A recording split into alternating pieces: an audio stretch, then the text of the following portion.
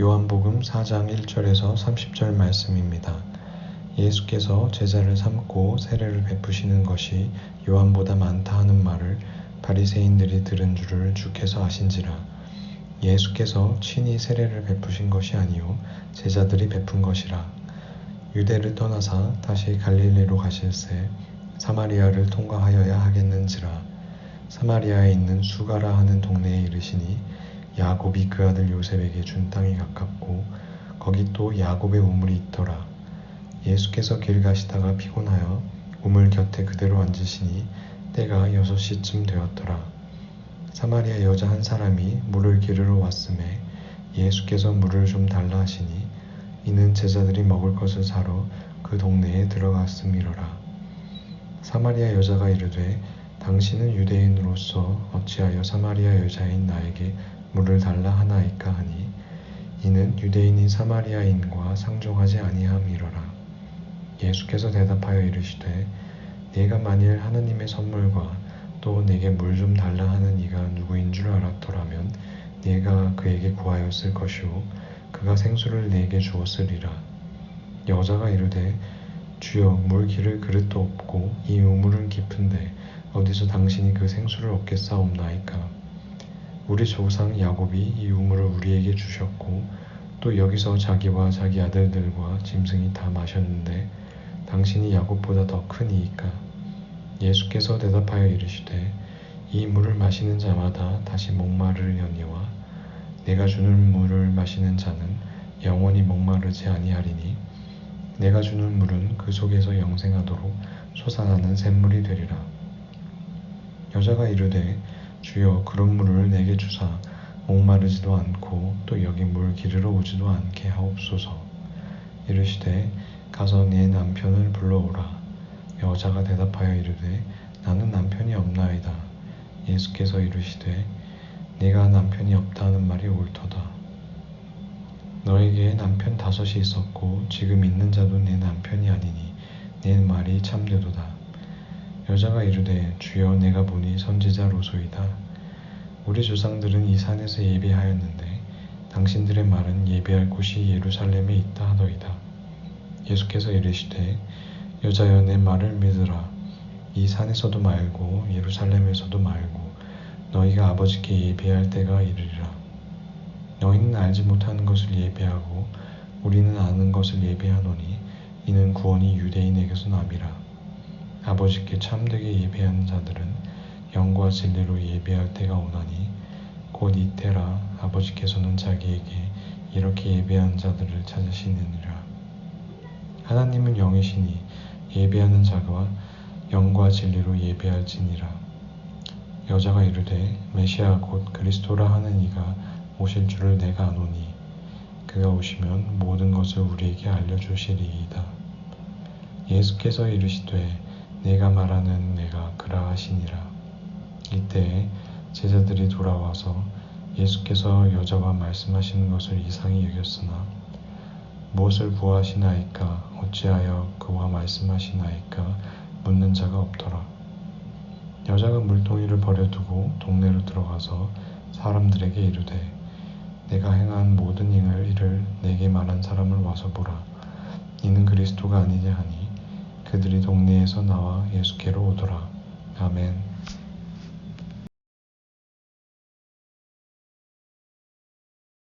주님의 이름으로 평화 인사를 여러분에게 전합니다.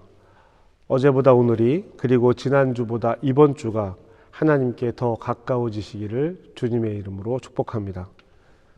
온라인으로 예배드리시는 분들과 그리고 또 현장에서 예배드리시는 분들 모두가 같은 마음 즉 하나님께 더 가까워지기를 기대하고 소망하는 마음으로 예배하시기를 다시 한번 부탁드리겠습니다. 우리가 하나님께 예배드리는 것이 가장 중요하고 가장 좋은 신앙의 훈련입니다.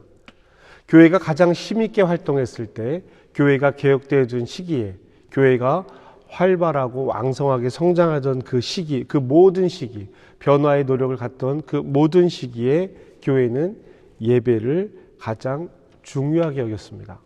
예배 이외의 다른 것들은 신앙의 훈련의 도구로 사용되지 않았다고 할 정도입니다. 물론 교리 문답이나 세례교육 등 성도들을 위한 가르침이 있었지만 이 역시 예배를 통해서 이루어진 것을 우리는 볼 수 있습니다. 다 같이 모이는 주일의 예배, 그리고 주중에 모이는 속회와 구역 예배를 통해서 성도들이 서로를 돌아보고 서로의 삶을 살폈습니다. 그리고 무엇보다 하나님 앞에 가까이 서게 되었던 것이죠. 예배를 통해서 우리가 원하는 것은 완벽한 존재가 되는 것이 아닙니다. 변화하는 존재가 되는 것입니다. 예배를 중심으로 한 모든 신앙 훈련은 변화를 목적으로 두고 있습니다. 그리고 이 변화의 목표, 변화를 이루고자 하는 완벽한 목표인 대상은 예수님이시죠. 우리는 예수님을 닮아가는 것을 그리스도의 삶의 목표로 두고 있는 것입니다. 하나님을 인격적으로 만난다라는 표현을 종종 쓰지요. 하나님을 인격적으로 만난다라고 하는 것은 예수님을 만나고 하나님을 만나서 우리의 인격이 변화된다라는 것을 이야기하는 것입니다. 그것이 하나님을 반영하는 존재로서의 인간, 창조된 인간의 모습이기도 합니다. 기독교 공동체는 예배의 공동체입니다. 예배 이외에 다른 것이 중심이 될 수 없습니다. 예배의 대상은 물론 하나님이시고요. 예배는 훈련과 찬양, 경배, 기도, 헌신, 결단, 축복 등 신앙생활의 모든 것을 담고 있습니다. 모든 것이 하나를 가리키고 있는데요. 하나님이시죠. 예배는 하나님과 우리를 연결합니다. 그리고 예배는 성도와 성도 사이를 연결하게 됩니다. 이것이 성령께서 하시는 일입니다. 나와 하나님, 다른 이들과 하나님, 그리고 나와 다른 사람을 연결함으로 하나님 안에서 기독교 공동체는 하나가 되는 것입니다. 예배는 하나님과 내가 반응하는 것이고요. 나와 너가, 즉 다른 사람이 반응하는 것입니다. 일방적이지 않다라는 거예요. 한쪽에서 일방적으로 주고 한쪽에서 일방적으로 받는 것이 아니라는 것입니다. 본질을 일치시켜 나가는 매우 중요한 공동체의 활동이 예배입니다. 그렇기 때문에 예배는 개인의 삶을 위한 개인적인 행동이 아니라는 것입니다. 예배는 함께 성장하고 함께 변화하며 하나님의 뜻을 함께 알아가는 공동체의 일입니다. 성경에 기록되어져 있는 이스라엘의 역사는요, 이스라엘 예배 역사라고 해도 과언이 아닙니다. 선지자들이 등장하고 예언자들이 등장한 이유는, 그 모든 이유는 예배 때문에 있습니다. 그 당시 언어로는 제사죠. 하나님께 드리는 제사, 즉 하나님께 행하는 종교적인 행위 때문에 예언자들이 문제를 제기하게 됩니다. 여기서 말하는 종교적인 행위는 무엇일까요? 소를 잡고 양을 잡고 새를 잡고 곡식을 태워서 하나님께 드리는 제사의 행위를 종교적 행위라고 얘기하는 것은 아닙니다. 그 자체는 문제가 없었어요. 그 행위는 계속 있었고요. 형식은 계속 지켜졌습니다. 그러나 제사가 있었지만 그 제사에 알맞는, 걸맞는 삶과 행동이 없었다라는 것입니다. 지금의 표현으로 이야기하자면 매주 예배는 성실하게 드리지만 예배에 알맞는 삶이 없었다라고 하는 것이죠. 예배에 알맞는 삶이 없었다라고 하는 것은 변화되지 않는다라는 뜻이기도 합니다. 그래서 예언자들과 선지자들이 등장해서 예배와 삶 사이, 하나님과 백성들 사이를 확인시키고 본래의 뜻, 본래 제사의 뜻을 회복하라고 선언하는 것이 예언자들과 선지자들의 역할이었습니다. 그리고 예수님은 그것을 회개라고 말씀하셨습니다. 그렇기 때문에 예배는 종교 행위의 하나가 아닙니다. 예배는 기독교 자체이기도 한 것입니다. 공동체 예배는 모든 것의 출발점이며 모든 것의 도착점이기도 한 것입니다. 예수님은 이 모든 변화의 시작을 예배라고 말씀하셨습니다. 사마리아 수가성 여인을 만난 자리에서 하신 말씀인데요. 이스라엘은 남유다와 북이스라엘로 분열되어 있었습니다. 나라의 분열은 예배를 분열시켰습니다. 이 당시 예배를 드리는 장소의 분열과 변화는 단순히 예배에 대한 문제만은 아니었습니다. 우리가 지난 8월 첫 주부터 나눈 말씀처럼 소중한 것은 소중하게 여기고 그렇게 중요하지 않은 것들은 중요하지 않게 여기자는 모든 말씀의 중심이 예배에 초점을 맞추고 있습니다. 이스라엘이 예배 장소를 나눈 것은 예배 자체의 문제가 아니라 정치적인 문제였습니다. 정치적으로 분열된 나뉜 나라가 예배 장소를 나누게 했습니다. 그리고 이것이 단순히 예배 장소를 나누게 한 것이 아니라 서로를 미워하고 서로를 비난하는 대상으로 삼았다라는 것이 문제입니다. 오늘 우리가 읽은 4장 20절 말씀에 이렇게 기록이 되어져 있습니다. 우리 조상들은 이 산에서 예배하였는데 당신들의 말은 예배할 곳이 예루살렘에 있다 하더이다. 사마리아 여인의 이야기입니다. 사마리아 여인은 자신이 선택해서 사마리아에 태어난 것이 아닙니다. 이 여인은 태어나 보니 사마리아에 태어난 것이었어요. 그 조상들의 선택이었죠. 그래서 태어나면서부터 이 산에서 예배를 드렸습니다. 유대인들은 예배는 예루살렘에서만 드려야 한다라고 말합니다. 그 유대인들도 태어나 보니 유대인이었습니다. 그런데 이 유대인들은 사마리아인들을 어떻게 대했냐면요, 그저 미워하는 정도 수준에서 대한 것이 아니었습니다. 말도 안 할 정도로, 서로 상종도 하지 않을 정도로 미워했다라고 성경은 기록하고 있습니다. 9절인데요. 사마리아 여자가 이르되 당신은 유대인으로서 어찌하여 사마리아 여자인 나에게 물을 달라 하나이까 하니 이는 유대인이 사마리아인과 상종하지 아니함이러라. 아멘. 남유다에게 북이스라엘은 같은 민족이고 같은 하나님을 믿고 있지만 다른 나라였어요. 제사를 드리는 장소도 달랐습니다. 다른 곳에서 다른 절기로 예배를 드렸습니다. 예수님은 공생애를 시작하셨고요, 제자들과 함께 예루살렘에 있다가 갈릴리로 돌아가야 하셨습니다. 바리새인들과의 갈등이 커졌기 때문이죠. 그런데 돌아가는 길에 예수님은 일부러 사마리아에 들어가십니다. 평소 유대인들이 다니지 않던 길입니다. 돌아가는 길이 있었는데요, 갈릴리로 가는 지름길이 사마리아임에도 불구하고 이들은 사마리아를 지나지 않았습니다. 4절 말씀 보실까요? 사마리아를 통과하여야 하겠는지라. 아멘. 사마리아 수가성을 설명하는 말을 잘 들어보십시오. 5절과 6절 초반절입니다. 사마리아에 있는 수가라는 동네에 이르시니 야곱이 그 아들 요셉에게 준 땅이 가깝고 거기 또 야곱의 우물이 있더라. 요셉의 땅과 야곱의 우물을 통해서 수가성이라는 곳이 세겜 근처임을 알 수 있습니다. 요셉의 땅과 야곱의 우물을 등장시켜서 이들 모두가 이스라엘 후손임을 말하고 있습니다. 그런데 이들은 지금 적대적인 관계입니다. 9절 말씀을 우리가 이미 살펴보았습니다. 그리고 지금 이 대화를 나누는 여인이 등장을 하게 되는데요, 이 여인은 문제를 가지고 있었습니다. 그래서 사람들의 눈을 피해서 6시쯤, 그러니까 정오쯤에 해가 뜨거운 시간에 물을 길러 나온 것입니다. 사람들의 눈을 피해서 나오게 된 것이죠. 이 여인의 문제는 남자였습니다.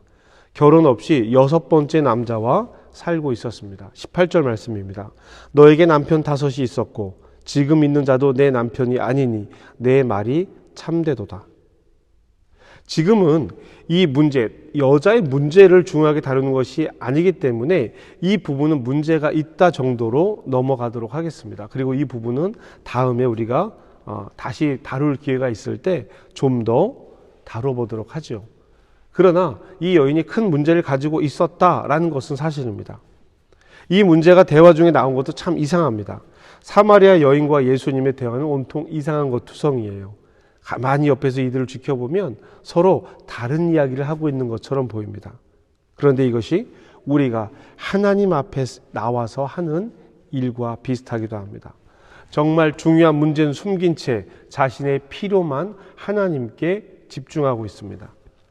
예수님은 여인에게 하나님의 선물과 물을 좀 달라고 하는 사람, 즉 자신에 대해서 말하면서 생수, 물에 대해서 말씀하십니다. 그런데 예수님이 말씀하신 생수와 여인이 말하는 생수가 달라요. 예수님이 생수를 말하자 여인도 생수로 받습니다. 예수님은 영원한 생명의 물을 말합니다. 그런데 이 여인은 그릇으로 길어야 하는 물을 말합니다. 그러면서 뭔가 특별함을 느꼈는지 야곱의 이름을 꺼내면서 야곱보다 당신이 더 큽니까? 라고 묻습니다. 예수님은 다시 이 물과 다른 물을 말합니다. 14절입니다. 내가 주는 물을 마시는 자는 영원히 목마르지 아니하리니 내가 주는 물은 그 속에서 영생하도록 솟아나는 샘물이 되리라. 아멘. 예수님은요, 영원히 목마르지 않는 생명의 물을 말씀하고 계신데 우리는 우리의 목마름을 채울 물을 요구하고 있습니다. 예수님이 약속하시는 것과 우리가 요구하는 물이 다르다라는 것을 볼 수 있어요. 그러니 우리의 문제를 정확하게 하나님 앞에 내놓지 못하고 마실 물만 요구하고 있습니다. 이때 예수님은 그 여인의 문제를 정확하게 꺼내 놓으십니다. 16절입니다. 이르시되 가서 내 남편을 불러오라. 여인은 남편 이야기가 나오자 당황했습니다. 더욱이 예수님께서 남편에 대해서 아주 정확하게 알고 계셨습니다. 문제를 명확하게 알고 계셨습니다. 남편 이야기가 나오자 이 여인은 맞습니다 하면서도 그 이야기를 다른 방향으로 돌립니다. 20절입니다. 우리 조상들은 이 산에서 예배하였는데 당신들의 말은 예배할 곳이 예루살렘에 있다 하더이다.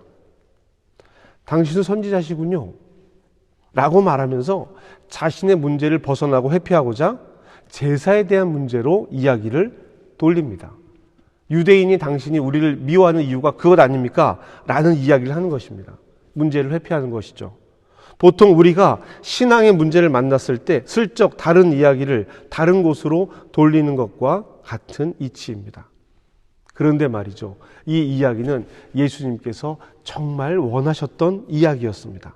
결국 예수님이 의도하시던 이야기로 모든 것들이 돌아왔습니다. 예수님은 이 말씀을 하시고자 사마리아 수가성을 지나가기로 작정하신 것처럼 보입니다. 사마리아인 인종이라는 문제, 6번째 남편, 삶의 문제를 가진 여인을 통해서 예수님께서 가르치시고자 하셨던 것은 예배였습니다. 21절입니다.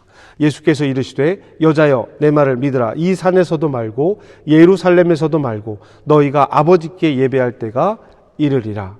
아멘. 그렇습니다. 이스라엘이 변하는 것, 수가성 여인이 변하는 것, 그리고 지금 우리가 변하는 것, 변하는 존재로 살아가는 것의 출발, 그 모든 출발이 예배에 있습니다. 그리고 그것은 지금 이 순간 시작해야 합니다. 23절 말씀입니다. 아버지께 참되게 예배한 자들은 영과 진리로 예배할 때가 오나니 곧 이때라. 아버지께서는 자기에게 이렇게 예배한 자들을 찾으시느니라. 아멘. 문제를 넘어서는 예배자, 그런 예배자를 하나님께서 찾고 계십니다. 영과 진리로 예배를 드려야 합니다. 영은 인간 내면에 스스로 있는 것이 아닙니다. 하나님께서 태초로부터 우리에게 주신 것이에요. 호흡으로 불어 넣어준 것입니다. 하나님은 영이시기 때문에 예배하는 자가 영과 진리로 예배하게 되는 것입니다. 무슨 말이냐 하면 하나님의 영이 우리에게 오시면 우리는 성령으로 거듭나게 된다라는 이야기입니다. 즉 위로부터 오는 능력이 우리를 물과 성령으로 거듭남을 요구하는 거예요. 위로부터 오는, 내 안에서 일어나는 것이 아니라 하나님에게로부터 오는 것입니다. 그리고 교회가 바로 그런 요구를 이루는 장소가 되는 것이고요. 저기서도 아니고 여기서도 아니고 바로 지금 이때라고 예수님께서 말씀하신 것입니다. 24절입니다. 하나님은 영이시니 예배하는 자가 영과 진리로 예배할지니라. 아멘. 이 말을 들은 이 여인은 이 이야기를 이미 알고 있었습니다. 다른 곳에서 예배하고 있지만 바라는 것은 이미 알고 있었습니다. 25절입니다. 여자가 이르되 메시아 곧 그리스도라 하는 이가 오실 줄을 내가 아노니 그가 오시면 모든 것을 우리에게 알려주시리이다. 아멘. 그런데 여인은 이 일을 미래의 일로 알고 있는 거예요. 아직 오지 않은, 이루어지지 않은 일. 그러나 내가 그 일을 알고 있다라고 얘기하는 것이죠. 그 여인에게 예수님은 그 일이 이미 이루어졌다라고 말씀하십니다. 26절입니다. 예수께서 이르시되 내게 말하는 내가 그라 하시니라. 아멘. 미래는 이미 우리 안에 와 있습니다. 예수께서 우리 안에 계시기 때문입니다. 그런데 지금부터가 더 중요합니다. 여인과 이야기를 나누는 예수님을 제자들은 이상하게 여겼습니다. 랍비는 여인과 이야기를 나누지 않기 때문입니다. 그런데 여인은 달랐습니다. 28절입니다. 여자가 물동이를 버려두고 동네로 들어가 사람들에게 이르되, 일단 물을 길러온 여인이 물동이를 버려두고 동네로 들어갔습니다. 사람들을 피해 정오쯤에 물을 길러 나온 여인이 사람들에게로 다가가고 있다는 것입니다. 그리고 막 이렇게 말합니다. 29절입니다. 내가 행한 모든 일을 내게 말하는 사람을 와서 보라. 이는 그리스도가 아니냐 하니. 아멘. 숨기고 싶어서, 내가 한 행동들을 숨기고 싶어서 다른 사람들 눈에 보이고 싶지 않아서 정오의 물을 길러 나왔던 여인이 사람들에게 다가가서 모든 이야기를 꺼내서 이야기합니다. 사람을 피하게 만들었던 그 이야기가 사람들에게 예수님을 소개하는 이야기가 되었습니다. 그리고 사람들은 예수님에게로 가까이 옵니다. 30절입니다. 그들이 동네에서 나와 예수께로 오더라. 아멘. 사마리아 여인은요, 자신이 만난 예수님을 전합니다. 예배는 혼자가 아닌 공동체의 일이라고 말씀드렸죠. 오늘 말씀에서 그 부분이 명확하게 드러나고 있습니다. 하나님을 영과 진리로 지금 예배한 여인은 지금 예수님을 만났습니다. 그리고 그 생각이 변했고, 변한 생각이 행동으로 이어졌습니다. 자신의 이야기가 더 이상 부끄러운 이야기가 아니었습니다. 이 여인을 통해서 공동체가 예수께 나오게 되었습니다. 여러분, 이 일이 어떻게 끝났을까요? 오늘 우리는 30절까지 읽었습니다. 그런데 42절까지 말씀을 읽으면 이 이야기의 결론을 알 수 있습니다. 39절 말씀 보십니다. 여자의 말이 내가 행한 모든 것을 그가 내게 말하였다 증언하므로 그 동네 중에 많은 사마리아인이 예수를 믿는지라. 아멘. 사람들이 예수를 믿게 되었습니다. 그 여인의 말로 인해서 마을 사람들 중에 사마리아인들이 예수님을 믿게 되었습니다. 그리고 41절, 42절입니다. 예수의 말씀으로 믿는 자가 더욱 많아 그 여자에게 이르되 이제 우리가 믿는 것은 내 말로 인함이 아니니 이는 우리가 친히 듣고 그가 참으로 세상의 구주신 줄 알미라 하였더라. 아멘. 사랑하는 성도 여러분, 어떻습니까?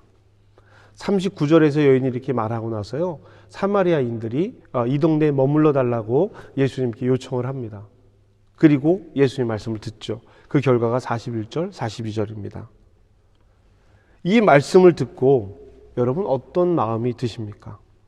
우리 공동체를 돌아봅시다. 아니, 나의 예배를 돌아봅시다. 우리는 예배를 통해서 예수님의 말씀을 통해 믿고 변하고 있습니까? 홀로 조용히 예배 자리에 나와서 내 예배를 드리고 돌아가는 그런 예배는 없습니다. 예배는요, 하나님께 드리는 공동체의 일이고 하나님께서 성도를 통해서 공동체에게 하시는 일입니다. 공동체를 통해서 성도에게 일하시는 것이죠. 사마리아 여인과 그 여인이 살던 동네 사람들이 서로 그렇게 영향을 주고 받았습니다. 하나님께서 나와 함께 하시는 것처럼 성도들에게 하나님께서 함께 하십니다. 그러면 나와 함께 하신 하나님, 성도들과 함께 하신 하나님, 즉 하나님께서 우리와 함께 하는 것입니다. 예배는 일주일에 한 번 내가 하나님을 믿는 표시로 드리는 그런 종교적 행위가 아닙니다. 예배는 공동체의 일이며 본질을 일치시켜 나가는 데 매우 중요한 일입니다. 예배를 통해 하나님과 내가 서로 이야기를 나누는 것처럼 소통하게 되는 것이죠. 내가 하나님께 일하고 하나님께서 나에게 일하시는 것입니다. 사마리아 여인의 진짜 문제는 남편이 아니었습니다. 예배의 문제였습니다. 이스라엘의 문제는 정치, 경제의 문제가 아니었습니다. 권력의 문제가 아니고 이웃 나라들과의 분쟁이 문제의 핵심이 아니었습니다. 예배가 문제였습니다. 함께 드리는 예배, 함께 듣는 말씀, 함께 변하는 공동체가 되어야 합니다.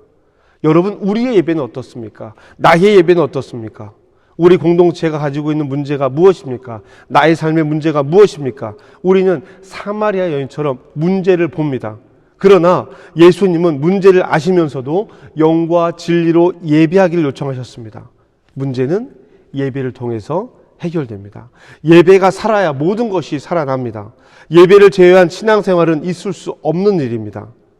저와 여러분의 삶과 예배가 하나님 앞에서 회복되고 우리 한민 공동체가 예배가 중심되는 교회가 되기를 주님의 이름으로 축복합니다. 여러분, 오늘 말씀을 잘 기억해 보십시오. 그리고 나의 삶과 나의 예배, 우리의 예배에 적용시켜 보십시오. 예배를 통해 변화되는 삶, 예배를 통해 본질을 회복하는 성도와 공동체, 그리고 우리 교회가 되기를 주님의 이름으로 축복합니다. 아멘.